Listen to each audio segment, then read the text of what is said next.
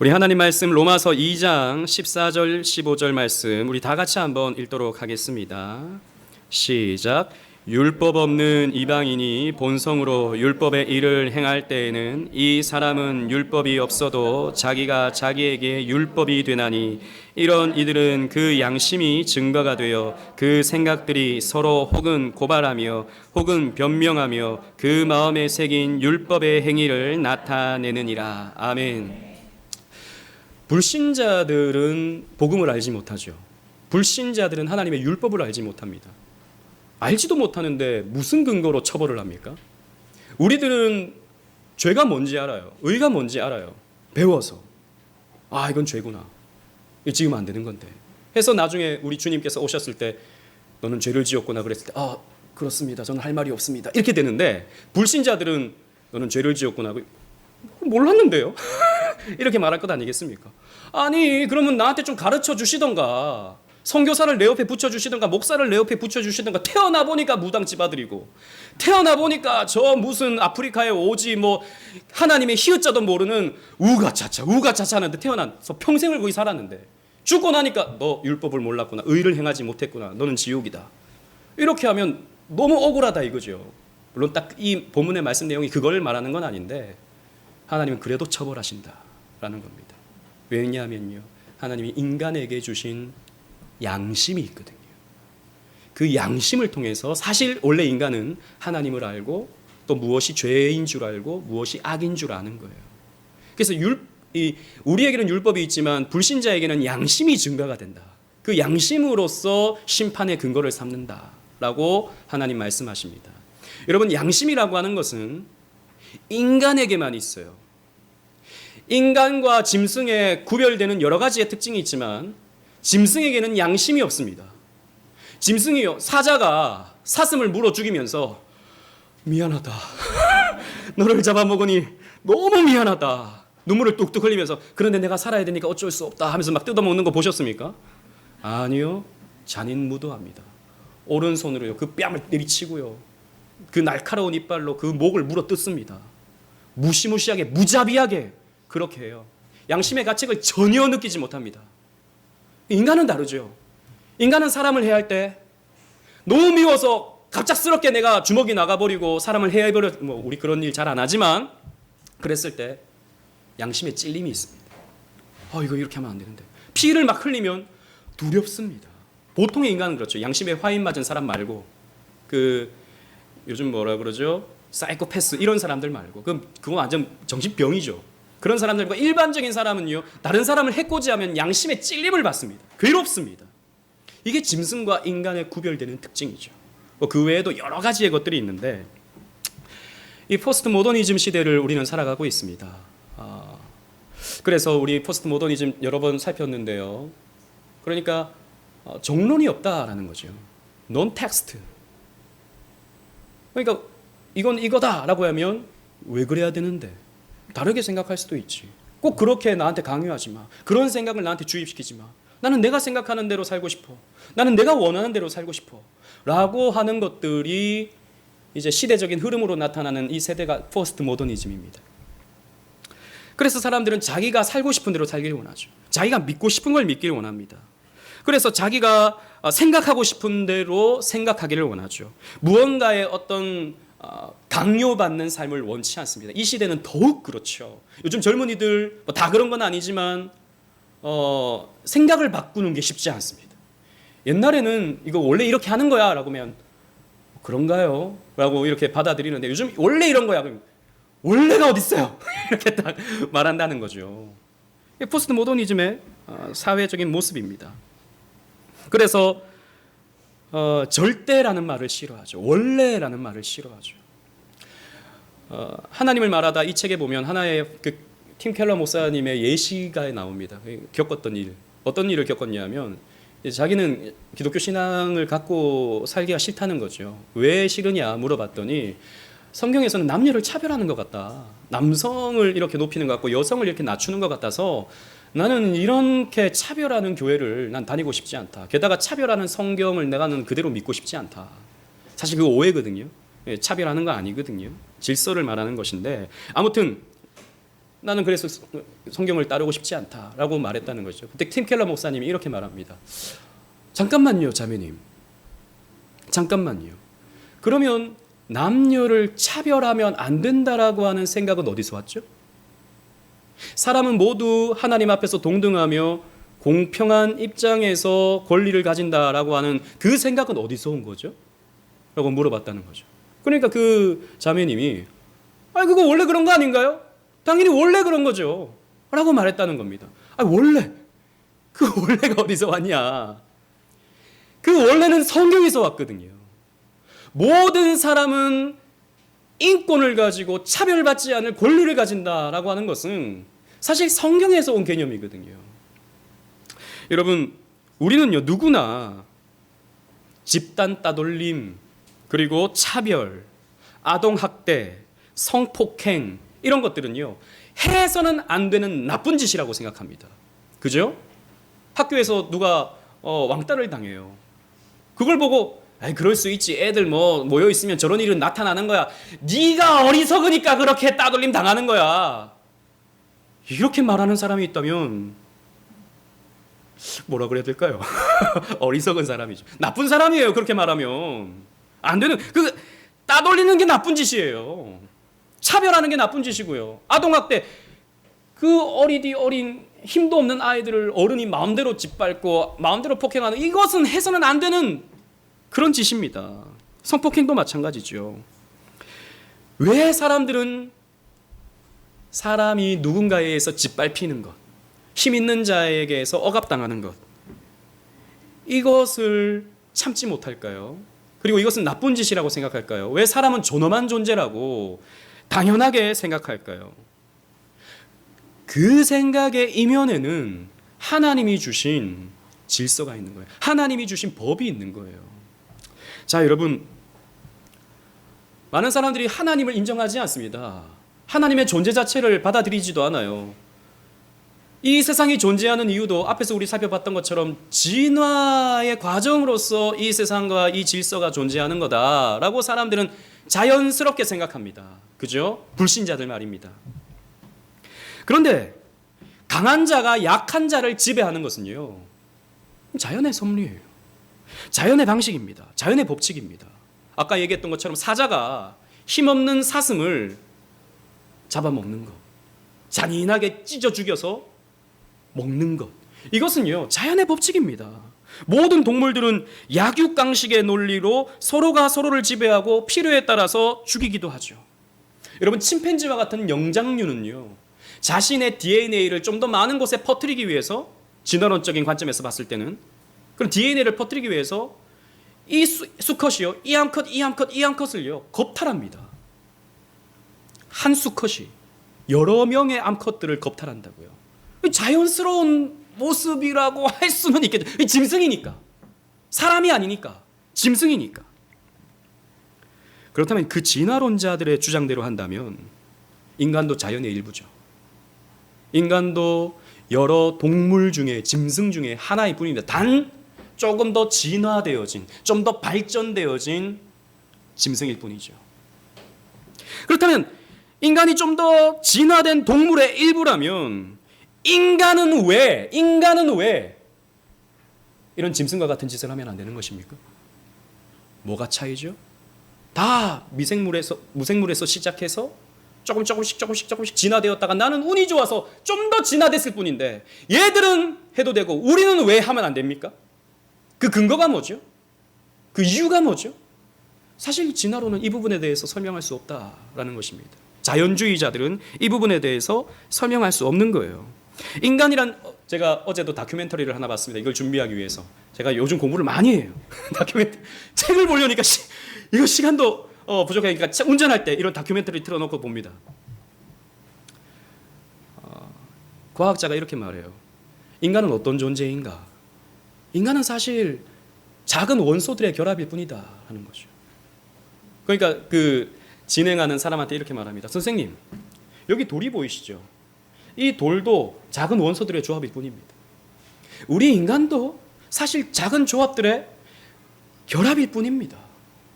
우리가 저 돌과 다를 게 없어요. 이렇게 말을 합니다. 돌은요 깨부셔도 아무 문제가 없어요. 그런데 왜 인간은 깨부시면 안 되죠? 왜 인간은 망치로 인간을 깨부시면 안 됩니까? 작은 원소들의 결합일 뿐인데. 그러니까 과학에서 설명하지 못하는 부분이 있는 거예요. 인간은 왜 힘의 논리로 다른 사람을 지배하면 안 됩니까? 인간은 왜 저 러시아가, 힘 있는 러시아가 힘 없는 우크라이나를 침공해서 전쟁하면 안 되는 것입니까? 약육강식의 논리인데요. 당연히 그렇게 해도 되는 것 아닙니까? 혹은 왜 힘 있는 남성이 힘 없는 여성을 함부로 하면 안 되는 것입니까? 왜 원숭이들은 그렇게 하잖아요. 침팬지는 그렇게 하잖아요. 우리는 좀 더 발전됐을 뿐인데. 에이, 그래도 사람이 그러면 안 되지. 짐승이 아니잖아. 기원을 따져보면 같다니까요. 기원을 따져보면 그 뿔이라니까요. 원소들의 결합일 뿐입니다. 그래서 대표적인 무신론자인 크리스토퍼 히친스, 이 사람 유명한 사람이 지금은 죽었는데 2011년 베리타스 포럼에서 인권에 대해서 이 사람은 진화론자입니다. 이렇게 말합니다. 여러분 보시면요, 인권 같은 것이 존재한다는 것을 내가 어떻게 아는가? 왜 인간은 이렇게 살아야 된다? 이런 당위를 말하는가에 대해서 인권이 존재한다는 것에 대해서 내가 어떻게 아는가? 나는 모른다. 나는 그런 것이 존재하는지 모른다. 우리의 이 인권에 대한 기초는 다소 위태로운 행성에 있는 영장류라는 우리의 처지와 엇비슷하게 보잘것이 없다. 우리 인권, 사람은 이래야 된다, 저래야 된다 이렇게 말들을 하지만 사실 그건 뭐 원숭이들이 이렇게 해야 한다는 식의 어떤 이론과 같이 사실 보잘것없는, 사실 그렇게 중요하지 않은 그런 것이다. 그냥 내가 살고 싶은 대로 살면 되는 거지. 내가 원하는 대로 살면 되는 것이지. 뭐 이래야 된다, 저래야 된다. 인간은 이래야 된다. 인간은 그렇게 하면 할 수 없다. 이런 것에 대해서는 나는 말하고 싶지 않다. 이 사람은 솔직해요. 그래도 자신의 논리가 분명합니다. 이런 사람들이 지식인이라고 슈켜세움을 받는 시대를 우리는 살아가고 있죠. 반면에 무신론자이자 카이스트 물리학, 카이스트를 졸업했지 지금은 경희대 물리학 교수입니다. 김상욱 박사는요, 알쓸 신잡이라는 TV 프로그램, 제가 이것도 찾아봤는데요. 이 프로그램 유튜브에 올라져 있습니다. 과학이 종교를 부정할 수 없는 이유라고 짧은 팟이 있어요. 거기에서 이렇게 말합니다. 종교는 인간이 해야 하는 근본적인 합의를 갖고 있는 측면이 있다. 종교는 없어질 수가 없을 것 같다. 자기가 봤을 때는. 인간은 왜 돼지보다 소중한가? 인간이 왜 돼지보다 소중하지? 인간은 가축들을 마음대로 죽여도 된다고 생각하는데 그 권리는 도대체 누가 준 것이지? 이 질문에 대해서 종교 말고는, 여기서 말하는 종교는 기독교를 말하고 있어요. 사실 서양 서구 사회에서 종교는 기독교니까요. 기독교를 제외하고는 딱히 이유를 찾을 수 없다. 질문하지 않고 받아들이는 것의 원초적인 것들에 종교가 깃들어 있다. 이 사람도 사람은 함부로 죽일 수 없다라고 생각하고 있는 것이죠. 돼지는 마음대로 우리가 죽여서 먹을 수 있지만 사람은 죽여서 우리가 먹을 수 없다라는 겁니다. 당연한 것이라는 거죠. 이것도. 이 당연한 합의가 어디에서 온 건가? 이건 신이 그렇게 명령했다. 신이 우리에게 준 질서다라고 하는 것을 제외하면은 사실 아까 앞에서 말했던 것처럼 돌멩이가 깨부셔지는 거랑 인간이 깨부셔지는 거랑 다를 바가 없는 거예요. 그냥 돼지가 죽어서 사람들에게 먹히는 거랑 인간이 죽어서 먹히는 거랑 다를 바가 없다는 겁니다. 인간만 그렇게 하면 안 된다라고 하는 것에 설득력이 없어지게 되는 것입니다. 그래서 이 사람은 과학이 종교를 부정할 수 없다라고 비교적 합리적으로 말하고 있다는 것이죠. 여러분, 우리는요, 누구나 어떤 잘못된 일 혹은 옳은 일이라고 하는 도덕적인 기준이 있습니다. 우리에게는, 모든 인간에게는. 그래서 사실 짐승에게는 종교가 없어요. 여러분, 짐승들이 종교 있는 거 보셨습니까? 원숭이들이 모여서 막 예배하는, 찬양하면서 막 예배하는 거 보셨나요? 사슴들이 모여서 막 이렇게 찬양하고 노래하고 막 예배당 짓고 이런 거 보셨습니까? 사실 진화론적으로 본다면 짐승 중에 어느 좀 짐승은요, 원숭이 정도쯤 되면 종교가 있을 법도 해요. 근데 짐승에게는 종교가 없습니다. 인간만 가지고 있는 게 종교거든요. 이런 것이 종교에서 주어지는 윤리적인 표준, 윤리적인 기준, 이런 것들을 갖는 것을 봤을 때 인간에게는 뭔가 믿고 있는 구석이 있다라는 것입니다. 인간은 자기가 나는 믿는다라고 말하진 않지만 그 근본적인 기저에 가보면 믿고 있는 구석들이 다 가지고 있는 거예요. 도덕적 표준이 대표적인 것이다 라는 것입니다. 팀 켈러 목사님은요 이렇게 말합니다. 이런 요임을 보시면요, 도덕적 상대주의자가 된다는 것이 불가능한 까닭이 무엇인가. 그러니까 도덕적 상대주의, 그러니까 아무렇게나 해도 좋다, 그냥 내가 살고 싶은 대로 산다, 뭐 이렇게 살아야 된다 저렇게 살아야 된다, 당위를 얘기하지 말고 내가 원하는 대로 살겠다라고 하는 게 도덕적 상대주의입니다. 그건 불가능하다라는 겁니다. 왜 불가능한가? 답은 하나다. 인간은 도덕적 가치뿐만 아니라 그 의무와 관련해서도 뼛속 깊이 강력하고도 피할 길 없이 뚜렷한 확신을 가지고 있기 때문이다. 인간은 그 뚜렷한 믿음을 가지고 있는 거예요. 믿음에 대해서, 도덕적 표준들에 대해서. 그러면 이런 도덕적 표준은 어디서 오는 것입니까? 하버드 로스쿨 앨런 더쇼비치 교수는요, 세 가지의 가능성을 말합니다. 중요하니까 판서를 좀 할게요. 첫 번째, 이 도덕적 기준은 그러면 도대체 어디에서 오는가? 하나님에게서 온다라는 것입니다. 그러니까 이건 고전적인 주장이죠. 2000년 인류 역사 속에서 하나님이 그렇게 명령하셨다, 그래서 인간은 고귀하다라고 그렇게 말한다는 것입니다. 하나님이 줬다. 그러나 이 더쇼비치 교수는 불가지론자입니다. 하나님 안 믿는 사람이에요. 이런 주장이 있다, 하지만 뭐 이건 종교에서 얘기하니까 제외하자라는 것입니다. 두 번째는 어디서 왔는가? 두 번째는 자연 선택에 의한 것이다. 자연 선택. 이 진화론적인 관점이다 라는 것입니다. 그러니까 인간이 살아가기 위해서 가만히 보니까 나는 죽기 싫거든요. 나는 죽어서 없어지기 싫거든요. 그러니까 점점 사회가 그 도덕적인 기준을 진화시킨다라는 겁니다.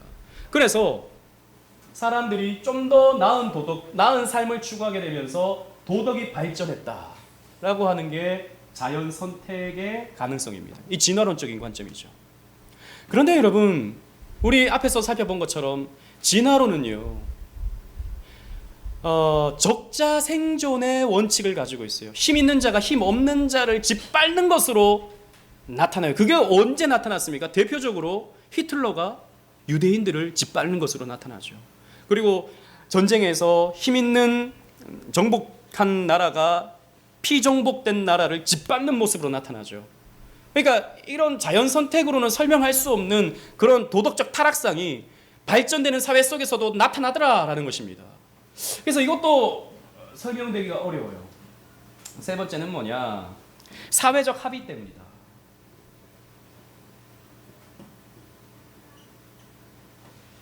그 사회가 그렇게 합의했다.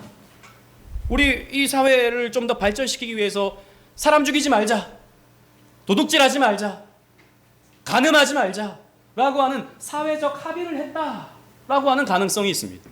근데 이건 더 큰 문제가 발생해요. 어떤 더 큰 문제가 발생하냐면, 자, 그렇다면 사회가 합의를 해서 사회가 좀 더 이제 즐기는 삶을 추구하기 위해서 간음을 마음대로 하자, 그렇게 합의하면 그렇게 해도 되는 것입니까? 내 삶의 어떤 부요함을 위해서 다른 사람을 짓밟고 다른 사람을 죽여도 된다. 그걸 그렇게 합의해서 우리 그런 사회를 만들어가자. 사람 죽이는 거 괜찮다고 하자 라고 해서 사람을 죽이면, 그럼 그 사회는 사람을 죽여도 괜찮은 것입니까? 예를 들어서 아까도 말했지만 히틀러가 아리안족의 번성을 위해서 유대인들을 다 학살하자 사회적 합의를 했어요. 그러면 그렇게 해도 괜찮은 것입니까? 죽여도 괜찮은 것인가요? 뭐 합의했으니까 뭐 그렇게 하자라 치지만, 사람에게는요 여전히 뭔가 이러면 안 될 것 같은데 라고 하는 생각이 마음속에 드는 것이죠. 뭐 여러분, 나치라고 해서 사람을 죽일 때 모든 사람이 아무런 죄책감 없이 죽였겠습니까? 유대인들을 학살할 때 아무런 죄책감 없이 모두가 그냥 다 즐거운 마음으로 그렇게 했겠습니까? 아니요. 그 중에서는요 마음에 찔리는 사람이 있었습니다. 그래서 나치를 탈출하는 사람도 있었죠. 사회적 합의 때문에 이런 도덕적 표준이 생기게 되었다라고 설명할 때 이런 문제가 발생하는 거예요. 그럼 합의하면은 죽여도 되는가? 그래서 팀 켈러는요, 이렇게 설명합니다. 권리는 만들어지는 것이 아니다. 그저 발견될 따름이며 그렇지 않으면 아무 가치가 없다. 도덕적 표준은 만드는 것이 아니다라는 것입니다. 인간이 발견하는 것이다. 무엇을 통해서? 하나님의 계시를 통해서. 팀 켈러 목사님은 우선 불신자들을 상대하기 때문에 발견하는 것이다 라고 말했지만 우리는 분명히 알고 있죠. 하나님이 가르쳐 주신다라는 것입니다. 특별히 우리에게는 십계명을 통해서 가르쳐 주시는 거예요. 어떤 삶이 가치 있는 삶인지, 어떤 삶이 의미 있는 삶인지, 어떠한 삶이 도덕적인 의로운 삶인지 우리에게 가르쳐 주시는 것입니다. 그렇지 않으면 사실 아무 가치 없는 거예요. 자연 선택에 의해서 이루어졌다? 사실 그러면 또 이것은 계속 바뀌는 거예요. 진화론적 관점에서 본다면 정반합을 이루면서 도덕은 계속해서 바뀌는 거예요. 사회적 합의도 마찬가지죠. 계속 바뀌는 거예요. 바뀌는 게 어떻게 우리 절대적인 표준으로 받아들일 수 있습니까? 없는 것이죠. 도쇼비치 교수는요, 쉽게 답을 내리지 못하지만 사실 답은 분명합니다. 성경은 도덕적 표준이 존재하는 까닭에 인간만이 가지고 있는 양심이 존재하기 때문이다 라고 답을 주고 있다라는 것입니다. 양심. 아까 우리 살펴봤죠. 양심. 하나님이 주신 거예요. 그래서 여러분 고전적으로 뭐라 그럽니까? 천부인권이라고 말하죠. 천부인권. 들어보셨죠? 학교 다닐 때. 천부는 하늘 아버지가 아니고 하늘이 줬다라는 겁니다. 인간의 고유한 고난은, 인간의 고유한 존엄성은 하늘이 줬다. 천부인권이 되는 것이죠. 그것이 성경에서 어떻게 나타납니까? 양심을 통해서 나타납니다. 그래서 인간은요, 누구나 양심을 가지고 있어요. 그래서 여러분 고조선에 보면 8조법이라고 있죠. 8조법. 학교 다닐 때 배우셨죠? 그 8조법에는 어떤 조항들이 있냐면 부모를 공경하라, 도둑질하지 말라, 거짓말하지 말라, 이런 내용들이 있다고요. 그래서 이거 고조선의 8조법이 이거 성경의 10계명과 비슷하네. 이거 그러고 보니까 이 단군이 단지파인가? 이렇게 생각하는 사람이 있는 거예요. 단지파가 이제 그 북쪽에 집 찾으러 갔다가 이제 없어지거든요. 그러니까 아리랑 고개를 넘어서 히말라야 산맥을 넘어서 항구로 와서 단군왕검이 됐다. 단군왕검이 맞나요? 단군왕검이 됐다. 이렇게 주장을 하는데 웃지 못할 이런 주장을 하는 겁니다. 아니요. 이 도둑질하지 말고 살인하지 말고 이거는요, 고조선뿐만 아니라 세계 전체 다 있습니다. 우가차차 하는데도 사람 죽이면 안 돼요. 도둑질하면 안 됩니다. 그리고 둘이 결혼했으면 다른 사람이 자기 아내를 빼앗아가면 안 되는 것입니다. 물론 아주 특이한, 아주 이상한 그런 데서는 그게 허용되기도 하지만 일반적으로 봤을 때 양심을 가지고 있는 사회에서는요, 그렇게 가늠하면 안 되는 것입니다. 그걸 다 이건 나쁜 거야, 이건 죄야 라는 것을 알고 있다고요. 하나님이 양심을 주셨거든요. 그럼 그 양심은 또 어떻게 우리에게 부여됐는가? 하나님의 형상이죠. 하나님이 우리를 만드실 때 어떻게 만드십니까? 하나님의 형상으로 만드셨어요. 즉 이 양심이 주어지게 되는 과정은 하나님의 형상이 인간에게 부여됐기 때문입니다. 하나님이 가지고 있는 도덕적 속성, 하나님이 가지고 있는 그 의로운 속성이 인간을 창조할 때 부여된 거예요. 이건 다른 짐승에게 없는 것입니다. 다른 짐승들은 그래서 하나님을 예배하지도 않고 양심이 없고 어떤 윤리가 없는 거예요. 그냥 생태계의 원칙만 작용되는 것입니다. 인간에게는 하나님의 형상이 있어요. 그래서 인간은요, 살인하면 안 됩니다. 창세기 9장 6절 우리 거기 있는 말씀 다 같이 한번 읽어볼까요? 시작. 다른 사람의 피를 흘리면 그 사람의 피도 흘릴 것이니 이는 하나님이 자기 형상대로 사람을 지으셨음이니라. 왜 살인하면 안 되는가? 왜 살인하면 안 되는가? 첫 번째는 살인하면 너도 죽는다. 이 말은 살인하면 그 사람도 죽여 라고 하는 어떤 처벌법을 말하는 게 아니에요. 거기에 원칙이 원리가 있는 게 아닙니다. 살인하면 죽는다는 것은 여기에 방점이 있는 게 아니라 그렇기 때문에 살인하면 안 돼. 살인하면 너도 죽을 수 있어. 그러니까 살인하지 마라고 하는 게 살인하지 못할 이유가 되는 것입니다. 그리고 이런 경고를 하는 거예요, 하나님이. 그런데 왜 살인하면 안 된다고 말씀하십니까? 하나님의 형상을 인간이 가졌기 때문이에요. 하나님이 인간에게 이 고유한 형상을 주셨기 때문에 하나님의 형상을 우리가 함부로 해서는 안 됩니다. 우리는 돼지는 죽일 수 있어요. 소는 죽일 수 있습니다. 이런 표현은 좀 그렇지만 개도 죽일 수 있어요. 어우, 최근에 또 얼마 전에 울산에서 어떤 개가 애를 물었잖아요. 안락사를 시켜야 된다. 근데 또 난리가 났어요. 안락사 왜 시키냐? 아무것도 모르고 한 짓인데 개가 뭘 안다고? 왜 안락사 시키려고 그러냐? 저는 여기서 그게 옳다 그르다라는 말씀드리는 게 아니라 짐승은요 죽일 수 있습니다. 짐승 죽였다고 해서 사람을 죽이지 않아요. 처벌하지 않아요. 그러나 사람을 죽이면 처벌받습니다. 사람을 죽이면 안 됩니다. 하나님의 형상을 가지기 때문이죠. 그리고 펜실베니아 대학교의 소아과 백신학 교수인 폴 오피슨이요 원래 무신론자였습니다. 그런데 아동학대에 반대하기 위한 철학적 근거를 찾다가 왜 아동을 학대하면 안 되지? 라고 하는 그 근거를 찾다가 근거가 없는 거예요. 유일한 근거가 성경인 겁니다. 그래서 이것을 계기로 신앙을 가지게 됩니다. 그는 말하기를, 여러분 유인물을 보십시오. 예수가 살던 시기에는 어느 사학자가 언급했듯이 아동학대가 로마 제국의 심각한 악독이었다. 즉 예수님 당시에는 아동학대가 비일비재하게 일어났다라는 겁니다. 영아살해는 흔한 일이었다. 유기는, 그러니까 아이의 유기는 흔히 일어났다.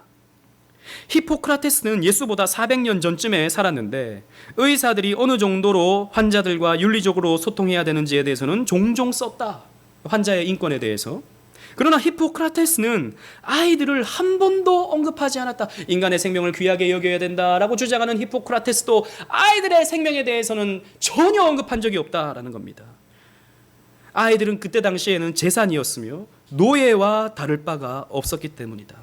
그러나 예수께서는 아이들 편을 들어주시고 아이들에게 마음을 쓰셨는데, 우리가 잘 알죠? 어린 아이와 같은 자가 천국에 들어간다. 이 아이를 함부로 대하지 마라. 이런 자의 나라가 이런 자가 천국을 얻는다라고 하는 것을 예수님 말씀하시죠. 내게 오는 것을 금하지 마라라고 예수님께서 말씀하십니다. 예수님은 아이들을 귀하게 여기십니다.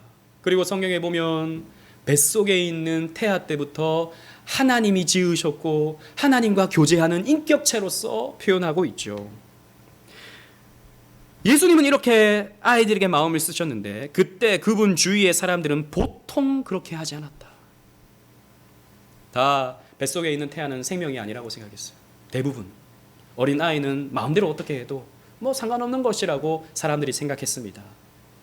왜요?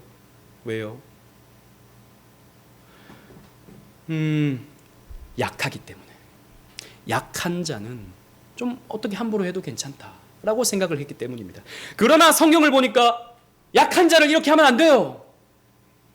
그래서 이 폴 오핏은 이 아동 학대를 하지 말아야 되는 근거는 성경에 있는 거구나라는 것을 발견하게 되고 예수를 믿게 된 것입니다.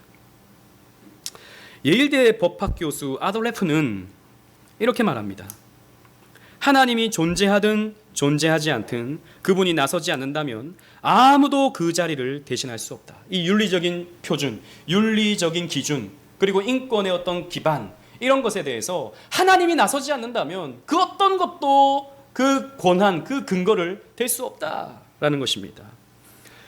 이 아돌레프는 하나님을 믿는 사람이에요. 물론 그 이전에는 어땠는지 모르겠지만 자기가 봤을 때는 이 법이라고 하는, 이 법학 교수니까 이 법이라고 하는 근거가 도대체 어디에서 왔는가? 왜 사람은 법을 지켜야 되는가?